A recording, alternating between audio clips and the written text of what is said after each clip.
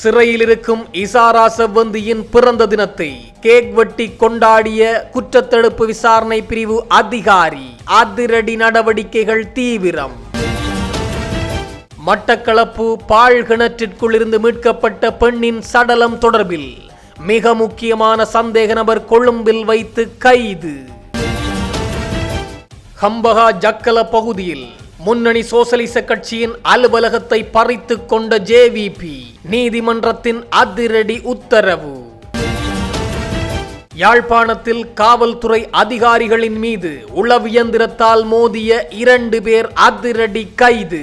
மேலும் முக்கிய சந்தேக நபரை தேடும் நடவடிக்கைகள் தீவிரம். எரிபொருள் நெருக்கடியால் ஏற்பட்ட சிக்கல் நிலை. முன்மாதிரியாக செயற்படும் இலங்கையின் அமைச்சுக்கள் தங்களுக்கு ஒதுக்கப்படும் எரிபொருள் ஒதுக்கீட்டை குறைத்துக் கொள்ள தீர்மானம்.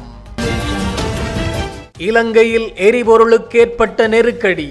மின்சாரத்தை சிக்கனமாக பயன்படுத்தும்படி அறிவுறுத்தல்.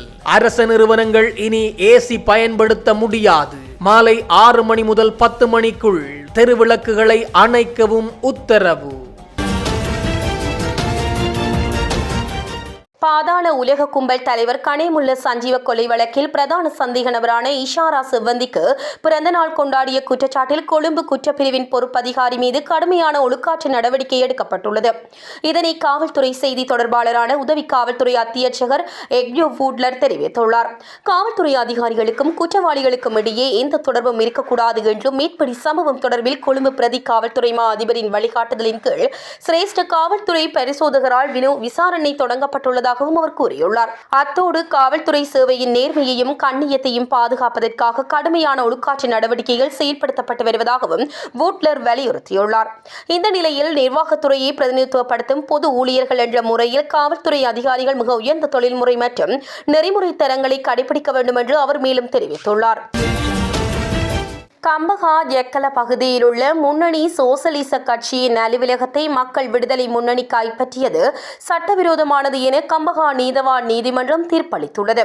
இது தொடர்பான மனுவின் விசாரணை நேற்றைய தினம் விசாரணைக்கு எடுத்துக் கொள்ளப்பட்ட நிலையில் மேற்படி உத்தரவு பிறப்பிக்கப்பட்டுள்ளதுடன் அந்த அலுவலகத்தை முன்னணி சோசலிச கட்சியிடம் ஒப்படைக்குமாறு ஜேவிபியினருக்கு அறிவிக்கப்பட்டுள்ளது.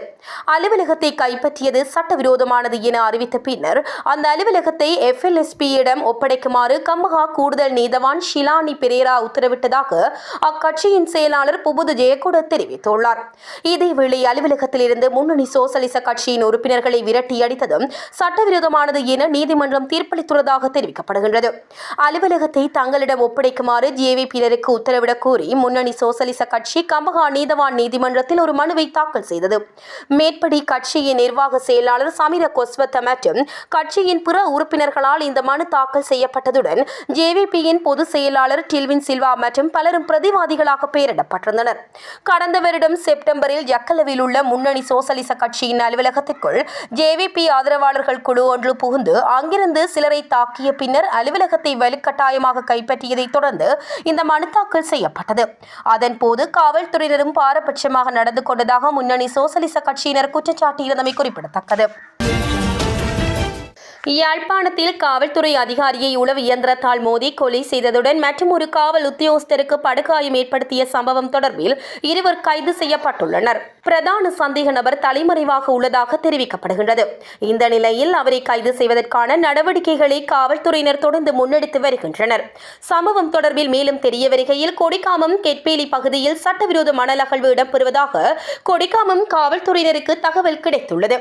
இதனை அடுத்து கடந்த சனிக்கிழமை சம்பவ இடத்திற்கு 2 காவல்துறை உத்தியோகஸ்தர்கள் விரைந்துள்ளனர்.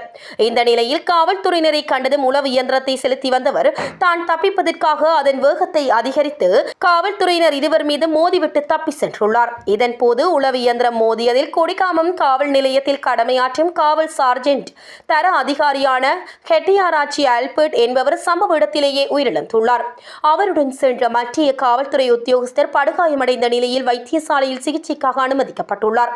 சம்பவம் தொடர்பில் காவல்துறையினர் விசாரணைகளை முன்னெடுத்து வரும் நிலையில் உளவு இயந்திரத்தின் உரிமையாளரை ஞாயிற்றுக்கிழமை கைது செய்து சாவகச்சேரி நீதவான் நீதிமன்றில் முற்படுத்திய போது அவரை விளக்கமறியலில் வைக்க மன்று உத்தரவிட்டுள்ளது. இந்த நிலையில் சம்பவ தினத்தன்று சாரதிக்கு உதவியாளராக சென்ற இளைஞன் தலைமறைவாக இருந்த நிலையில் நேற்று குறித்த இளைஞர் பாலாவி பகுதியில் தலைமறைவாக இருப்பதாக காவல்துறையினருக்கு கிடைத்த ரகசிய தகவலின் அடிப்படையில் சம்பவ இடத்திற்கு சென்ற காவல்துறையினர் அந்த இளைஞனை கைது செய்துள்ளனர். கைது செய்யப்பட்ட இளைஞரை காவல் நிலையத்தில் தடுத்து வைத்து விசாரணைகளை முன்னெடுத்துள்ள காவல்துறையினர் சம்பவ தினத்தன்று உளவு இயந்திரத்தை செலுத்திய பிரதான சந்தேக நபர் தலைமறைவாக உள்ள நிலையில் தொடர்ந்து தேடுதல் நடத்தி வருவதாக தெரிவித்துள்ளமை குறிப்பிடத்தக்கது. தற்போதைய நெருக்கடியான காலப்பகுதியை கருத்தில் கொண்டு மின்சாரம் மற்றும் பிற வசதிகளை சிக்கனமாக பயன்படுத்துவது தொடர்பில் அரசு நிறுவனங்களுக்கு புதிய வழிகாட்டுதல்கள் வெளியிடப்பட்டுள்ளன. இது தொடர்பான சுற்றறிக்கையை அத்தியாவசிய சேவைகள் ஆணையாளர் நாயக அலுவலகம் வெளியிட்டுள்ளது. அதன்படி அனைத்து அமைச்சுகள், மாகாண சபைகள், மாவட்ட செயலகங்கள் மற்றும் அரசு நிறுவனங்கள் உடனடியாக மின்சார சேமிப்பு நடவடிக்கைகளை செயற்படுத்த வேண்டும் என்று அத்தியாவசிய சேவைகள் ஆணையாளர் நாயகம் உத்தரவிட்டுள்ளார்.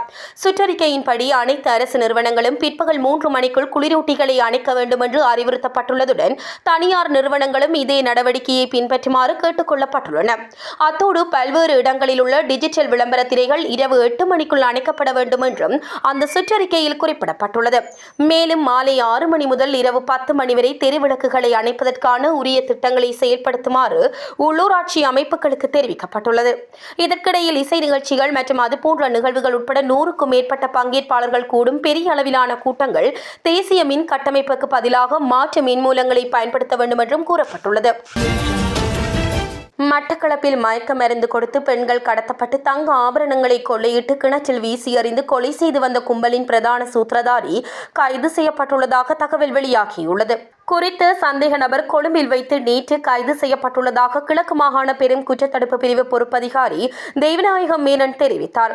கடந்த 20ஆம் தேதி கொக்கட்டிச்சோலை நெல்லிக்காட்டு வயல் பிரதேசத்தில் பாலடைந்த கிணற்றிலிருந்து வவுனதீவு கொத்தியாவலை பிரதேசத்தை சேர்ந்த 26 வயது இளம் தாய் ஒருவர் உயிருடனும் ஏற்கனவே காணாமல் போனதாக கருதப்பட்ட மற்றொரு பெண் சடலமாகவும் இளம் தாயின் மகளான 3 வயது சிறுமி வயல் பகுதியில் உயிருடனும் மீட்கப்பட்டனர். இச்சம்பவம் தொடர்பில் கிழக்கு மாகாண பிரதி காவல்துறை மா அதிபரின் வழிகாட்டலில் மாவட்ட சிரேஷ்ட காவல்துறை அத்தியட்சகரின் நேரடி கண்காணிப்பில் கிழக்கு மாகாண பெரும் குற்றத்தடுப்பு பிரிவு பொறுப்பதிகாரி தலைமையிலான காவல்துறை குழுவினர் விசாரணைகளை முன்னெடுத்தனர்.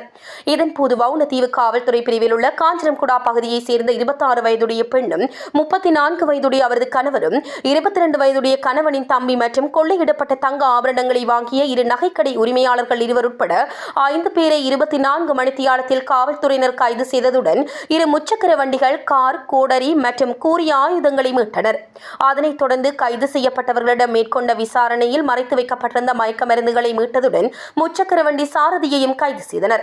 அவரிடம் முன்னெடுக்கப்பட்ட விசாரணையில் மயக்க மருந்து வழங்கிய மற்றும் குறித்த கும்பலை வழிநடத்திய பிரதான சூத்திரதாரி என்ற சந்தேகத்தின் அடிப்படையில் நேற்று இரவு கொழும்பு வத்தளை பகுதியில் வைத்து ஒருவர் கைது செய்யப்பட்டு மட்டக்களப்புக்கு கொண்டு வரப்பட்டுள்ளார்.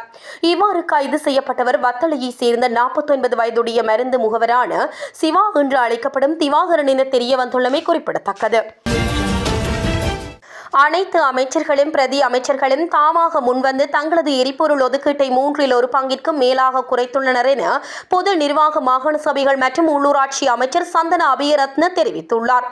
எரிசக்தி நெருக்கடியின் காரணமாக நாட்டு மக்களுக்கு ஒரு முன்னுதாரணமாக அமையும் வகையில் அனைத்து அமைச்சர்களும் ஒருமித்த கருத்தை எட்டி இந்த முடிவை எடுத்துள்ளதாக அவர் சுட்டிக்காட்டியுள்ளார். அமைச்சர்களின் இந்த முடிவை தொடர்ந்து அமைச்சக செயலாளர்கள் உள்ளிட்ட உயர் அதிகாரிகளும் தங்களது எரிபொருள் ஒதுக்கீட்டை கணிசமான அளவில் குறைத்துள்ளதாக அமைச்சர் தெரிவித்துள்ளார். இதேவேளை அரசு நிறுவனங்களின் தலைவர்களுக்கு அத்தியாவசியமற்ற பயணங்களை தவிர்க்குமாறு அறிவுறுத்தப்பட்டுள்ளதாகவும் சந்தன அபயரத்ன குறிப்பிட்டுள்ளார். இதற்கிடையில் எரிசக்தியை சேமிக்கும் ஒரு நடவடிக்கையாக உச்ச நேரங்களில் மாலை 6 மணி முதல் இரவு 10 மணி வரை மின்சாரத்தை சிக்கனமாக பயன்படுத்துமாறு பொதுமக்களை கேட்டுக்கொள்வதாக அமைச்சர் தெரிவித்துள்ளார். இலங்கைக்கு சொந்தமான 42,000 மெட்ரிக் டன் எரிவாயு இருப்பு தற்போது மாலைத்தீவில் களஞ்சியப்படுத்தப்பட்டுள்ளதாக லிட்ரோ கேஸ் லங்கா அறிவித்துள்ளது.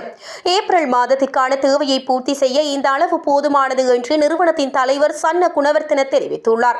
அதன்படி இந்த கையிருப்பை கூடிய விரைவில் நாட்டிற்கு கொண்டுவர முயற்சிகள் மேற்கொள்ளப்பட்டு வருவதாக அவர் குறிப்பிட்டுள்ளார். மேலும் மே மாதத்திற்கு தேவையான 33,000 மெட்ரிக் டன் எரிவாயுவை கொண்ட ஒரு கப்பல் ஏப்ரல் 25ஆம் தேதி நாட்டிற்கு வந்து சேரும் என குணவர்த்தன தெரிவித்துள்ளார்.